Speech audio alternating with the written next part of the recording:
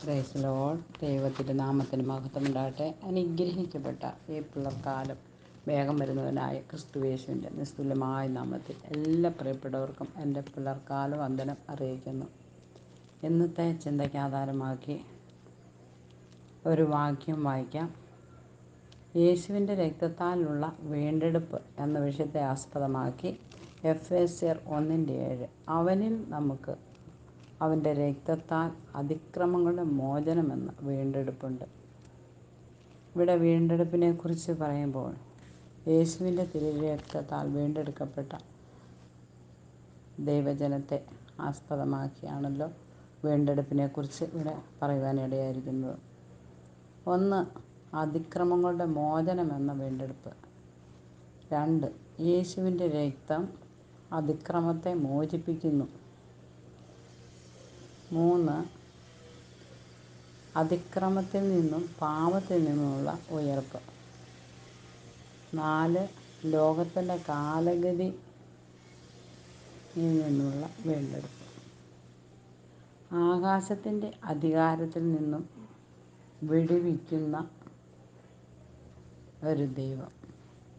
അവയിൽ നിങ്ങൾക്ക് മുമ്പേ ഈ ലോകത്തിൻ്റെ കാലഗതിയെയും ആകാശത്തിലെ അധികാരത്തിന് അനുസരണക്കേടിൻ്റെ മക്കളിൽ ഇപ്പോൾ വ്യാപരിക്കുന്ന ആത്മാവിനും അധിപതിയായവനെയും അനുസരിച്ച് നടക്കുന്ന നമ്മിൽ വ്യാപരിക്കുന്ന ശക്തിയുടെ അളവറ്റ വലിപ്പം ഇന്നതെന്ന് നാം അറിയേണ്ടത് അനിവാര്യമാണ്. ഇവിടെ പൗലോസ് അത് എടുത്ത് പറയുകയാണ്.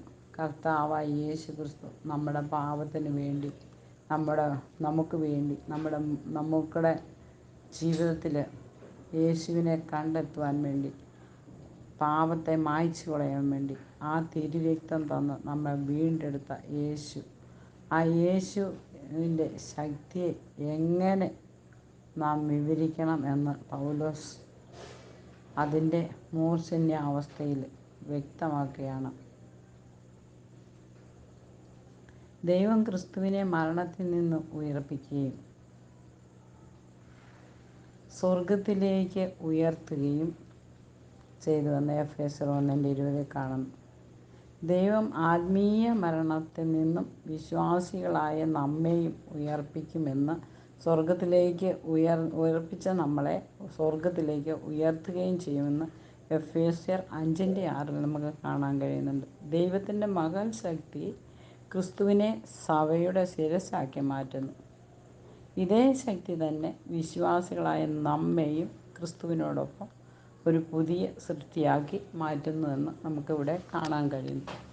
ഇവിടെ കർത്താവായ യേശു ക്രിസ്തു കർത്താവിൻ്റെ തിരുരക്തം കൊണ്ട് വീണ്ടെടുക്കപ്പെട്ട നമ്മെ ഓരോരുത്തരെയും ദൈവത്തിന് ഇഷ്ടമുള്ളവരാക്കി, ദൈവത്തിന് പ്രസാദമുള്ളവരാക്കി തീർക്കുവാൻ വേണ്ടി മുഴുവൻ രക്തവും നമുക്ക് ഊറ്റിത്തന്ന് നമ്മെ വിളിച്ച് വേർതിരിച്ച് കർത്താവിൻ്റെ മക്കളാക്കി തീർത്തു. ആ ഭാഗ്യപദവിയിലെത്തിയ നാം ഓരോരുത്തരും ഇന്ന് കർത്താവിന് വേണ്ടി എന്ത് നാം ചെയ്യും? എന്താണ് നാം കർത്താവിന് വേണ്ടി കൊടുക്കേണ്ടത്? കർത്താവ് ഒന്നേ ആഗ്രഹിക്കുന്നുള്ളൂ, സ്തോത്രം എന്ന യാഗം അർപ്പിക്കുവാൻ നാം ബാധ്യസ്ഥരാണ്. യേശുവിൻ്റെ രക്തം നമ്മുടെ സകല പാപവും പോക്കി നമ്മെ വീണ്ടെടുക്കുന്നു. ലോകത്തിൻ്റെ മോഹങ്ങൾക്ക് അധീനരായി ജീവിക്കുന്ന ഏത് മനുഷ്യനും തൻ്റെ പാപത്തിൻ്റെ പ്രായശ്ചിത്തമായി യേശുവിൻ്റെ രക്തം മതിയായതാണ് എന്ന് നമുക്ക് വ്യക്തമായിട്ടും കാണുവാൻ കഴിയുന്നുണ്ട്. അവൻ്റെ രക്തത്താലുള്ള വീണ്ടെടുപ്പ് എല്ലാ പാപത്തിൽ നിന്നും നമ്മെ വിടുവിക്കുവാൻ അതിൻ്റെ ശക്തി നമ്മളിൽ ഓരോരുത്തരിലും വ്യാപരിക്കുന്നുണ്ട്. ആകയാൽ ഇന്ന് എന്നെ കേൾക്കുന്ന എല്ലാ പ്രിയപ്പെട്ടവരും കർത്താവിൻ്റെ തിരുരക്തത്താൽ വീണ്ടെടുക്കപ്പെട്ട ദൈവമക്കളാണ്.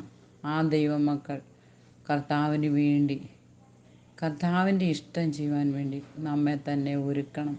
നമ്മുടെ ഇഷ്ടങ്ങൾക്കോ നമ്മുടെ ആഗ്രഹങ്ങൾക്കോ നമ്മുടെ ചിന്തകൾക്കോ നിരൂപണങ്ങൾക്കോ ഒന്നും വില കൊടുക്കാതെ വേണം യേശുവാണ് നമ്മളെ തിരുരക്തം കൊണ്ട് വീണ്ടെടുത്തെന്നുള്ള ആ ഉറപ്പോടെ ധൈര്യത്തോടെ കർത്താവിന് വേണ്ടി വേല ചെയ്യുവാൻ നമ്മെ ഓരോരുത്തരെയും ദൈവം അനുഗ്രഹിക്കട്ടെ എന്ന് പ്രാർത്ഥനയോടെ എൻ്റെ വാക്കുകൾക്ക് ഞാൻ വിരാമം കുറിക്കുന്നു. കർത്താവ് എല്ലാവരെയും അനുഗ്രഹിക്കട്ടെ. ആമേൻ.